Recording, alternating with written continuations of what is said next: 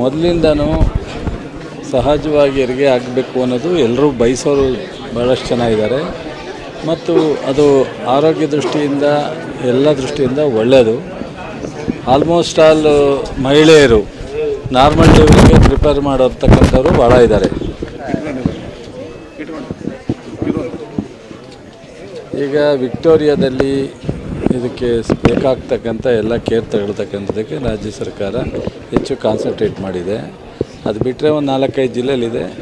So ಈ ಜಿಲ್ಲೆಯಲ್ಲಿ ನಮ್ಮ CEO ಇದನ್ನು ಹೆಚ್ಚು ಕಾನ್ಸಂಟ್ರೇಟ್ ಮಾಡಬೇಕು ಅಂತ ಎಂದು ಎದೆ ಹಾಲು ಬ್ಯಾಂಕು ಮಾಡ್ತಕ್ಕಂಥದ್ದು ಮತ್ತು ನೈಜ ಡೆಲಿವರಿ ಮಾಡಿಸ್ತಕ್ಕಂಥದ್ದಕ್ಕೆ ಸೊ ವಿಕ್ಟೋರಿಯಾದಲ್ಲಿ ಒಂದಷ್ಟು ಜನ ನರ್ಸ್ಗೆ ಟ್ರೈನಿಂಗ್ ಎಲ್ಲ ಕೊಟ್ಟು ಸೊ ಇಲ್ಲಿ ಅವ್ರನ್ನ ಮೋಟಿವೇಟ್ ಮಾಡಿ ಸೊ ನಾರ್ಮಲ್ ಡೆಲಿವರಿಗೆ ಅವರ ಮನಸ್ಸು ಮತ್ತು ಅವರ ಪರಿಸ್ಥಿತಿ ಕೋಪ್ರೇಟ್ ಮಾಡೋ ಥರ ಮಾಡ್ತಕ್ಕಂಥದ್ದಕ್ಕೆ ಎಲ್ಲ ಏನು ಮಾಡ್ಬೋದು ಅನ್ನೋದನ್ನು ವಾತಾವರಣವನ್ನು ಮನೆ ವಾತಾವರಣ ಥರ ಮಾಡಿ ಅವ್ರಿಗೆ ನೋವು ಫೀಲ್ ಆಗದೇ ಇರೋ ರೀತಿಯಲ್ಲಿ ಮತ್ತು ಹಿಂದೆಲ್ಲ ಬೆಳಗ್ಗೆ ಎದ್ದರೆ ವ್ಯವಸಾಯ ಮಾಡ್ಕೊಂಡಿರ್ತಿದ್ರು, ಹೊಲ್ದ ಹತ್ರ ಹೋಗ್ತಿದ್ರು.